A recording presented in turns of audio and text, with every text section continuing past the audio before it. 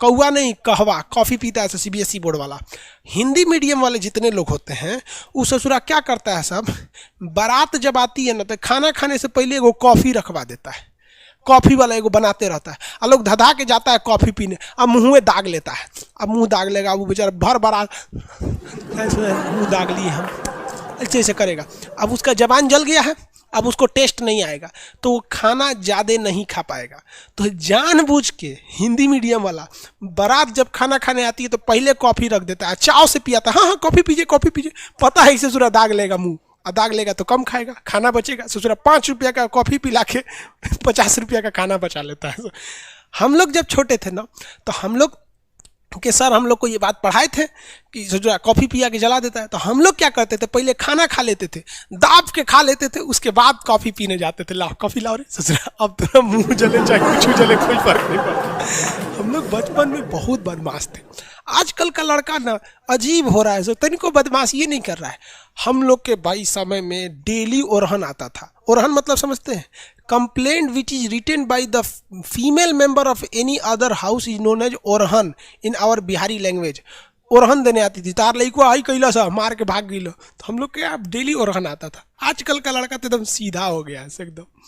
तो टेरा रोसा कॉफ़ी के लिए अच्छी होती है, इत्मीनान से पढ़िएगा बाबू, प्यार हो जाएगा पढ़ाई से, समझ आ गया कि नहीं आ गया। कॉफ़ी में कैफीन पाया जाता है जो नींद को नहीं लगने देता है, और चाय में थीन पाया जाता है जो थकने नहीं देता है।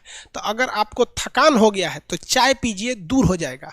नींद लग रहा है तो कॉफ़ी पीजिए, भाग जाएगा।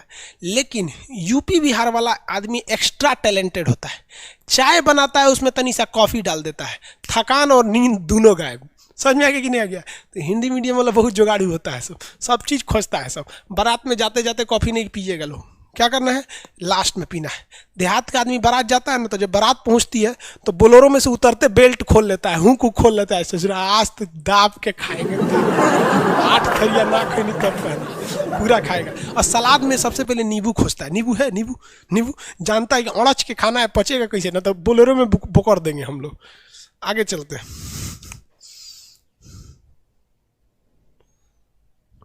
हो गया।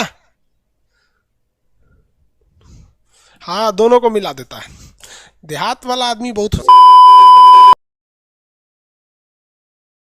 सबसे पहला होता है जन्म के आधार पर। यह बड़ा फालतू कानून बनाया गया था, एकदम रियल बोल रहे हैं, बिना सोचे समझे इस कानून को बना दिया गया, फालतू कानून। जन्म के आधार पर कहा गया कि कोनो भारत में आके जन्म ले लेगा ना तो भारत का नागरिक हो जाएगा। ससुरा पाकिस्तानी सब इसका मिसयूज करने लगा, सब 8-8 गो पत्नी रखा सब, और क्या करता था, सबको लोड कर देता था सब, अब भारत में छोड़ देता था, तो सब आके यहाँ डिलीवरी हो जाता था उन सबको। अब हमारा कानून है कि भारत में जन्म लेगा किसी का भी बच्चा वो भारत का नागरिक होगा। और ससुरा बड़ा होकर आतंकवादी बन जाता था, धाए धाए धाए धाए बम चलाता था। अब कहे से कि रे ससुरा ही तो बड़ी दिक्कत हो गया। भारत सरकार की नींद खुली, सोचिए कितना साल बाद, 55 में ये कानून बनाया है, और 31 साल बाद 86 में समझ में आया कि भाई साहब गलती हो गया, ये क्या हो गया यहाँ पर। आप ही बताइए गलत कानून था कि नहीं। भारत में जन्म सोचा कोनो प्रेग्नेंट औरत इंग्लैंड से आई, ताजमहल देखने आई, ओहो ताजमहल है, तब तो पता चला 1 हफ्ता में लड़का हो गया उसका आगरा में, अब वो इंग्लैंड का नहीं भारत का नागरिक होगा। तो भाई इसमें पहले था कि किसी को भी दे दिया जाएगा, लेकिन सरकार अपनी गलतियों को समझी और धीरे धीरे ही सुधार आता है। हम लोग एक गुलाम थे, आज़ादी मिला तो क्या चाहते हैं, एक के बार आप आइंस्टीन बन जाइएगा। तो 1986 में हम लोगों ने एक नियम बना दिया। नियम ये बनाया कि जो बचवा जन्म ले रहा है ना भारत में, उसकी माता या पिता में से कोई ना कोई एक कम से कम भारतीय रहना चाहिए, तभी हम उसको देंगे नागरिकता। नहीं तो अच्छा हुआ, मिसयूज थोड़ा कम हुआ इससे। मैच की पाकिस्तान आतंकवादियों को घुसा दिया इस एरिया में, धड़ाधड़ यहाँ आतंकवादियों का पूरा घुस गया सब, इतना एरिया में आतंकवादी पूरा घुस गए थे सब। अब राजा हरि सिंह को लग गया कि अगर हम अपना देश बनाने के लिए चलेंगे ना तो मेरा परिवार भी नहीं बचेगा। तो भागे भागे आए नेहरू जी के पास, है नेहरू जी बचा लीजिए, हमको पाकिस्तान मार रहा है। तो नेहरू जी कहा हाँ एकदम बचा लेंगे हम। सरदार पटेल जी देखिए तो बचाइए इनको। तो सरदार पटेल कहे छोड़ दीजिए ओकरा, बड़का होशियार बनते थे, अलगे देश बनाएंगे, जो देश बनाओ हमारा कौन चीज घटल है कि हम तोरा बचाने आएंगे, काहे लिए बचाएंगे। तो हरि सिंह ने कहा कि महाराज पटेल जी बचा लीजिए। तो सरदार पटेल ने कहा कि एक के शर्त पे बचेबो, पहले तुम साइन करो किस पर, एनेक्सेशन पर। तो उसने साइन किया इंस्ट्रूमेंटल ऑफ एक्सेशन, मतलब विलय पत्र पर साइन किया 26 अक्टूबर 1947 को कि हम अब भारत में मिल रहे हैं। तो सरदार पटेल ने कहा इन होशियारी हुआ, अब हम सेना भेजते हैं। तब यहां से भारत में सेना भेजा गया और भारत की सेना उनको खदेड़ दिया यहां पर। और भारतीय सेना उस समय बहुत ही बहादुरी से लड़ी थी। सबसे पहला सीरियल रेडक्लिफ, ये भारत के विभाजन करने आए थे। 2 दिन में भारत का विभाजन करके रख दिया ये आदमी। सोचिए, ये भारत को कभी जानता नहीं था कि यहाँ कई तरह की भाषाएं बोली जाती हैं, यहाँ कई धर्म रहते हैं, धर्म के नाम पर यहाँ कितनी लड़ाइयाँ लड़ी जाती हैं आज़ादी से पहले से लेकर आज तक में। ये आया टेबल पे भारत का नक्शा रखा और काटना चालू कर दिया। यहाँ से ले लिया, इसने कहा कि भाई साहब ये वाला रहेगा, ये इधर से, ये इधर पाकिस्तान, एगो इधर खींच दिया, ये हो गया बांग्लादेश। इसी का नाम हो गया कि सीरियल रेडक्लिफ, जिसे आप शॉर्टकट में रेडक्लिफ लाइन कहते हैं। इसने कैसे किया, तो नक्शा लिया भारत का, जितने इधर पुलिस स्टेशन थे ना, सारे पुलिस स्टेशन पर ऐसे डॉट डॉट बनाया, सबको खींच दिया। कहा कि लो इधर वाला पाकिस्तान, इधर इधर भी कहा इसको भी बांटना है, पूर्वी पाकिस्तान को भी, कोई दिक्कत नहीं। सारा पुलिस स्टेशन को मिलाया, घचाक से एक लाइन खींच दिया, हो गया। पता चला किसी का घर इंडिया में रह गया, खेत बांग्लादेश में चल गया, किसी का द्वारा इंडिया में, आंगना चल गया बांग्लादेश में। अजब अजब कांड करके चल गया। अरे भाई, इनका अपना रहता तब ना समझ में आता, यही कांड हो गया। पाकिस्तान कीजिए यहां से ज्योग्राफी और जियोड से, लेकिन इसी जियोड शेप को अंदरवा घुस के पढ़िएगा, भोंक भांक के अंदर घुस जाइएगा, बकोट वकोट के अंदर, कि सूरज ज्वालामुखी कहां से आ रहा है, भूकंप कहां से आ रहा है, इसके अंदरवा घुस जाइएगा ना, तो जियोड के अंदर घुस के अध्ययन को हम लोग जियोलॉजी कहते हैं, भूगर्भ विज्ञान, जियोलॉजी, यानी ज्योग्राफी और जियोलॉजी दोनों जियोड में है। एगो ऊपर पढ़िए, एगो अंदर पढ़िए। जूलॉजी मत सोचिएगा, ये तो जूलॉजी जेड डबल होता है, जियोलॉजी वाला। ये तो डॉक्टर उगर पढ़ता है, इसमें भेड़ बकरी आदमी मानव ये सबको पढ़ा जाता है, बॉटनी में पेड़ पौधा को, तो वो जूलॉजी अलग है, जियोलॉजी होता है। तो पृथ्वी से असंजक बल रहेगा, असंजक बल की वैल्यू जितनी ज्यादा रहेगी वो चीज उतने देर तक चिपका रहेगा। तो बहुत बढ़िया से काजल चिपका रहेगा, देख रहे हैं कितना बढ़िया से इसका चिपका हुआ है। लेकमे वगैरह में क्या रहता है, असंजक बल की वैल्यू बहुत ज्यादा रहती है, और यही वैल्यू कम रहेगी तो लगाएंगे तो आधा घंटा बाद पोता जाता है। तो दूल्हा को जो काजल लगाया जाता है ना, तो दूल्हा के काजल में असंजक बल कम रहता है, तो बेचारा बारात के समय तैयार होकर जाता है, वहां तक पसर के बह जाता है, तो दूल्हा लगता है जैसे फांसी देने वाला जल्लाद है।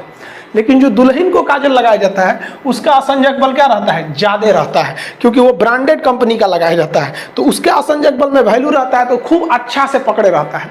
बचपन में याद होगा तो हम लोग को तो बचपन में मम्मी कैसे काजल लगाती, थरिया उलाट के पीछे दिया रख देती थी, काजल बन के रेडी हो गया, सवेरे ले कैसे पोत दो, यहाँ पर पूरा बढ़िया से आंख बटोर के एकदम चौड़ा पट्टी से पोत दो, एक बढ़िया से टीका पोत दो कि बबुआ को नजर ना लगे, और नवरातन में तो पूरा पेट उट सब पोत पात दो। तो ये सब जो देसी काजल बना रहे हैं इसका असंजक बल की वैल्यू कम होती है, तो ये उतना अच्छा से नहीं चिपकते हैं दूसरे चीज में। लेकिन जो कंपनी बनाती है ब्रांडेड कंपनी, वो असंजक बल का अच्छा खासा ध्यान रखती है। तो लैक्मे ये सब क्या क्या आता है, तो उसमें क्या रहता है, अच्छा वैल्यू रहता है। तो ये भी किस कारण है भैया, असंजक बल के कारण। आप देखेंगे लाली जो होता है, लाली समझते हैं, ठोड़ रंगने वाला, वो भी क्यों चिपक जाता है, असंजक बल, उसमें भी जो है असंजक बल। ठोड़ रंगने वाला अलग चीज है, उसको क्या बोलते हैं, लिपस्टिक, और वो यहाँ चिपक गया, वो भी असंजक बल के कारण। अगर महंगा वाला रहेगा तो ज्यादा देर तक चिपका रहेगा, और सस्ता हुआ रहेगा तो ठोड़े पे इसे लेभरा जाएगा। जैसे यहाँ देखिए आप लोग ठोड़ देखिएगा, इसका ये वाला जो ठोड़ है ये इसमें क्यों चिपका हुआ है लाली, इसका क्योंकि उसका असंजक बल जो है, असंजक बल, इसकी वैल्यू यहाँ पर ज्यादा है, और यही कम रहेगा ना तो लेफड़ा जाएगा, पोटा जाएगा। आप लोग लड़कियां को ध्यान से मत देखा कीजिए, आप लोग को बार बार समझाते हैं, फिजिक्स का टॉपिक समझिए। इसको देखिए, इसे जो लग रहा है मोबिल पुतले है यहाँ पर, ये पक्का सीबीएसई बोर्ड की होगी, क्योंकि वही ऐसा ऐसा क्रांतिकारी काम करता है सब, बाकी हिंदी मीडियम वाला ये सब नहीं करता है सब। तो ये क्या क्यों चिपका हुआ है, मोबिल जो लगाई हुई है ये क्यों चिपका है, मोबिल इसीलिए चिपक गया इसके ठोड़ पर, क्योंकि जो मोबिल लगाई है या ये जो ठोड़ रंगने के लिए लगाई हुई है उसमें असंजक बल की वैल्यू ज्यादा है। तो कभी भी एक चीज दूसरे चीज पर चिपकती है तो असंजक बल, आपस में चिपकता है तो असंजक बल। पानी का बूंद जो है, घुटना को शुद्ध भाषा में क्या कहा जाता है, ठेवना बोला जाता है। तो ठेवना भी देखिएगा पीछे आएगा, आगे थोड़े आएगा, ठीक हुआ आगे नहीं आता, वरना चलते वक्त आगे आ जाता, आदमी उलट जाता ऐसे ही करके। इसमें आप देखेंगे तो केवनी वगैरह में हो गया, यहाँ पे तू सब लड़कियां को देख रहा है, दूसरा फोटो लगाते हैं। यहाँ देखिए ध्यान भटका देता है, लड़का से बहुत बदमाश। तरह का इनएक्टिव वैक्सीन होता है। आप कुछ लोग पोलियो भी नहीं पिलाते हैं, कहते हैं कि 2 बूंद पीने से 2 को बच्चा होगा। अजब हाल है भाई। ऐसे लोग जरा सोचिए कि जो इतना छोटा बच्चा है, आप ये नहीं सोच रहे हैं कि ये बड़ा होकर कितना पढ़ेगा, क्या बनेगा, बल्कि आप ये सोच रहे हैं कि ये बड़ा होकर कितना बच्चा पैदा करेगा। कितनी गजब की सोच है। और गवर्नमेंट भी इसको कहते हैं कि भाई कम दिमाग वाले के लिए आप अच्छा दिमाग लगाएंगे तो उसको अच्छा नहीं सूट ही नहीं करेगा, क्योंकि ट्रक का माल टेम्पू में लोड नहीं होता है। तो बकलोलवा अगर ही सोच रहा है कि 2 बूंद से 2 लड़का होगा, तो उससे पूछिए कि तोरा कै गो लड़का चाहिए, इससे 53, 54, 55 जितना लड़का बोले 1 कटोरा पिया दो। रीजन इसलिए नहीं कि इसको पोलियो हो जाएगा, अगर इसको हुआ तो हमारे देश में भी पोलियो वायरस जिंदा बचेगा। सीधे फेफड़े में छेद थोड़ी होगा, ले सांस ले ऐसे ऐसे नहीं ना लेगा भाई, एगो रास्ता तो रहेगा ना वहाँ पे। तो लंग्स से सांस लेता है जैसे हम लोग लेते हैं। हिंदी में बेंग बोलते हैं कर रहे हैं सर, मेढक ने हिंदी में बेंग बोलते हैं, हम लोग बेंगचा बोलते थे लोग। और कहा जाता था कि मेढक को मार देंगे ना तो 2 बातें बड़ी प्रसिद्ध थी। मेढक मारने से कान पक जाता है, पहला बात, मेढक मार देंगे तो कान पकने लगता है। और दूसरा कहते थे मेढक मार दोगे ना तो गूंगी पत्नी मिल जाएगी। अरे भैया, जिनको गूंगी पत्नी मिली बहुत नसीब वाला है, नहीं तो लबड़ लबड़ बोलेगी ना, फिर देखेंगे कुछ बोलिएगा उसका जवाब वो पक्का देगी वहां पे। बाप रे, आज सुबह सुबह आप लोग का क्लास लेट हो गया पति पत्नी के झगड़ा के चक्कर। अरे दोनों लड़ रहा था, सब मानता ही नहीं है सब। लड़की लोग को ना घर बर्बाद करता है कौन? उसके नैहर वाले सब। नैहर वाला चढ़ा देता है, अरे बेटी तो हमरी है। नैहर वाला बेटी को नहीं रहा। लड़की का 2 सबसे बड़ा दुश्मन है, एक उसका नैहर वाला, एक उसका बॉयफ्रेंड। ये उसके ओरिजिनल लाइफ को खराब करेगा। लड़की लोग जो क्लास कर रही हो ना, याद रखना, बॉयफ्रेंड को क्या मतलब रहता है, उनको कोई मतलब नहीं, टाइम पास के लिए। उसको गाली दे दीजिएगा, सह लेगा, कहेगा थोड़ा टाइम पास करना है, भाग तराव के बाद यहाँ पे। और नैहर वाले 2 से 3 साल लड़की को रख सकते हैं, इसके बाद नैहर वाले कहेंगे खुद ये खचरी थी। लड़की को समझ में आता नहीं, जब समझ में आता है बहुत देर हो चुका है। कुछ ससुरे लड़के भी खचरा होते हैं, उनको भी समझ में नहीं आता, कौन समझाएगा। आज पॉलिटिक्स का क्लास लेट हो गया इन सब के चक्कर, फिर कान पकड़ लिए। बियाह शादी वाला मैटर हमरा से ना होगा, सोचा यूपीएससी से टफ है लड़की को समझाना। आगे देखिए, यहाँ पर छुपा है सांस नली इसका, यहाँ से सांस लेता है ट्रैकिया। सांस नली सीना के पास एक छेद होता है, इस छेद के पास से ये सांस ले लेता है। और हम लोग को लगता है कि सांस ये मुंह से लेता है। ये जो एंटीना देख रहे हैं, इसका एंटीना, ये सिग्नल है। ये क्या करता है? सिग्नल है। जहां कहीं कमरे में हलचल होगा तो इसका एंटीना पे झंझन झंझन झंझन वाइब्रेट करने लगे। अब दरवाजा खोलेंगे तो हल्का वाइब्रेट होता है ना, इसका एंटीना झंझनाने लगे, समझ जाएगा कोई आ गया, भागो भागो भागो। समझ में आ गया कि नहीं आ गया? तो एंटीना हम लोग बचपन में इसका एंटीना पकड़ के उठा लेते थे। समझ में आ गया कि नहीं? लड़की सब भी कॉकरोच से डरती नहीं है सर। लड़की कब कॉकरोच से डरती है सर? जब अगल बगल में कोई लड़का रहेगा तब। देखेंगे अगल बगल में लड़का, कॉकरोच देखेंगे, oh my God, I am so soft, I am very afraid from this cockroach. हम डर गए, बाप रे हम कितने कोमल हैं, ओह माय गॉड। लड़का सब देखो हम कितने सीधा है। अब नहीं रहोगे तो कॉकरोच पे चढ़ जाती है।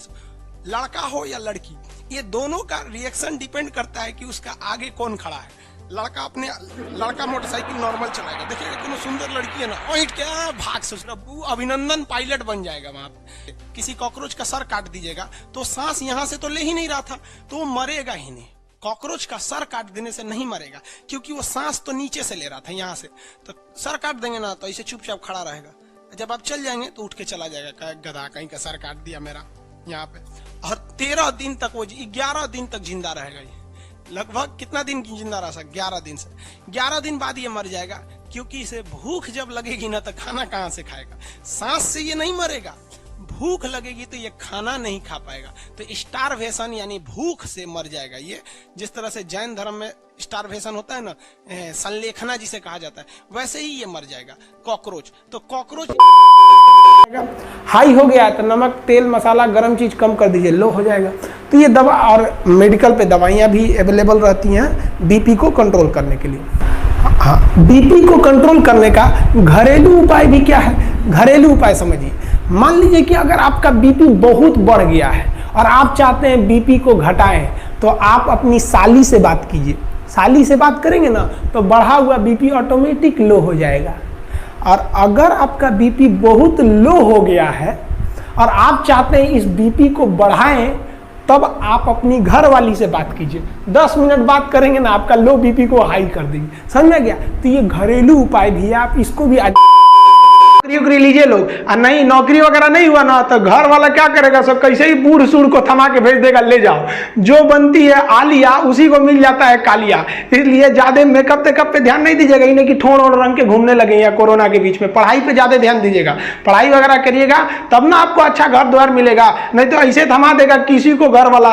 कोनो सरकारी नौकरी लेके आएगा और कैसनो रहेगा एकदम करिया भूचेंग लेके चल जाएगा। इसलिए सब लोग भाई, कुछ लोगों का कहना है कि भारत को 2 फ्रंट वार झेलना पड़ेगा, एक चाइना से एक पाकिस्तान से। हमारे हिसाब से ये 1.5 फ्रंट वार है, पाकिस्तान थोड़ी ना लड़ पाएगा भारत से। अब अंदाजा लगाइए ना पाकिस्तानी सेना प्रमुख बाजवा का क्या कहना है कि पाकिस्तान का जो एरिया है वहां पर जितने हॉस्पिटल है उसमें 50% बेड खाली रहे, क्योंकि इनको पता है कि जो इनकी फौज है ये पिटा के आने वाली है और इनके लिए बेड खाली रहना चाहिए। और साथ ही कहा है कि ब्लड का भी इंतजाम रखिए, क्योंकि इनको पता है भारत वाला बहुत बुरा थूरता है सब, तो ब्लड वगैरह गिर जाएगा, मुंह हाथ फूट जाएगा, तो ब्लड की भी जरूरत है। पहले से ही बेचारे तैयार हैं। वाह, हम लोग की फौज हथियार खरीद रही है, इससे थोड़ा ब्लड ये सब बेड उड खरीद रहा है। अच्छा है भाई, आपको कम से कम पता तो है आपको आपकी। दरवाजा में ग्रीस घट गया तो दरवाजा खोलेंगे तो चोय चोय बोलेगा। वैसे ही आपके शरीर में जैसे बुढ़ापा में यूरिक एसिड बढ़ेगा, साइनोवियल द्रव घट जाएगा, अब आपकी हड्डी चोय चोय बोलेगी। तो उसी को कहते हैं लोग गठिया हो गई लो बाबू को। तो देखिएगा बूढ़ा बुजुर्ग आदमी को गठिया हो जाता है, घुटना में बैठिए नहीं पाता, बैठेगा तो चोय चोय करेगा, तो पकड़ के बैठेगा, अरे बाप हो, लाठी ले रहेगा। अब बैठ जाएगा तो उठेगा एकदम कहर कहर के। वे बुढ़ापा बड़ी खतरनाक होता है। अगर आप चिकन बनाते होंगे कुकर में और अगर 12 सीटी लगा दीजिए, जहां 12 सीटी लगा देंगे ना तो टेंडम जितना है वो गल के खत्म हो जाएगा। तो कुकर जब खोलेंगे ना तो हड्डी अलग मिलेगा, मांस अलग मिलेगा। हड्डी और मांस को कौन जोड़ के रखता है? टेंडम। किसी किसी में टेंडम बहुत ज्यादा होता है, तो कोई कोई मुर्गी लाइएगा ना, बूढ़ मुर्गी, उसे सुरा के मीट में नहीं गलता है, उसका गलबे नहीं करेगा, घींचना पड़ेगा इसे, उसको खींच के। काहे के लिए? वो बूढ़ मुर्गी का टेंडम जो है तगड़ा था, यानी हड्डी से मांस बढ़िया से पकड़ा हुआ था। समझ में गया? बुढ़ापा में टेंडम वगैरह गल जाता है, देखने झूल जाता है आदमी का शरीर एकदम। हाँ, हड्डियों का ज्वाइंट होता है, उसे क्या कहेंगे? लिंगामेंट। यहाँ भी लिंगामेंट होगा, यहाँ भी लिंगामेंट होगा। आजकल डॉक्टर एक टेक्निकल भाषा का प्रयोग कर रहा है, जहां ज्वाइंट से हड्डी टूट रहा है ना तो पेशेंट को डरवाने के लिए कर रहा है, oh my God what happened with his. कहेगा इसको ना टूटा नहीं बोलेगा, नहीं कहेगा हाथ टूट गया, कहेगा लिंगामेंट टूट गया, लिंगामेंट। अब बेचारा मरीज अनपढ़, उसको क्या पता है लिंगामेंट कौन जीगा, उसको लगेगा है भी कुछ टूट गई लो हमरा, कि डॉक्टर साहब बचा लीजिए। हाँ कोई बात नहीं, 1 लाख जमा कर दो। डॉक्टर वकील अगर आप नहीं जानते हैं तो बढ़िया से खाली कर लेगा सर। तो ये क्या है कि अगर ज्वाइंट से टूटा है, कहीं से ठेवना वगैरह से टूट गया ज्वाइंट से, तो वहां का लिंगामेंट टूट गया, तो डॉक्टर कहता है लिंगामेंट टूट गया। और बीचवा में से कहीं टूट गया तो कहता है कि फ्रैक्चर हो गया, फ्रैक्चर। अब तो कुछ दिन में ये भी कहेगा सर कि हवा भी भर देंगे तो क्या होगा, जैसे हवा अंदर जाएगा हेपेरिन वहां का मर जाएगा, और ये सब पूरे ग्रुप में मिलकर यहाँ पर ब्लड जमा देंगे, और जब जमा देंगे तो यहाँ पर मांस एकदम टाइट हो जाएगा। क्योंकि यहाँ की नसें मोटी हैं, आदमी मरेगा नहीं, हेमरेज नहीं होगा, लेकिन मांस टाइट हो जाएगा और मरीज को बहुत दर्द करेगा, अरे बाप रे बाप। तो मरीज कहेगा कि डॉक्टर साहब फूल गई लो यहाँ। तो डॉक्टर कैसे कहेगा कि गलती तो हमरे है? तो कहेगा बाबू गर्म पानी भिगा के सेकिएगा। तो मरीज गर्म पानी भिगा के सेकेगा, अरे बाप, अरे बकलोलवा मरीज जब इंजेक्शन लगता है तो खुद देख लिया कर। इंतजार किया, बच गए चार्ज शुरू किया इनकलाब इनके खिलाफ। अब तो पहनता हूँ गेंदे का हार, झाड़ू को छोड़ क्यों करे हम साफ। पर्दा उठा देख मेरी आँख, जलन से नहीं जलती ये आग, मुट्ठी बंद रख।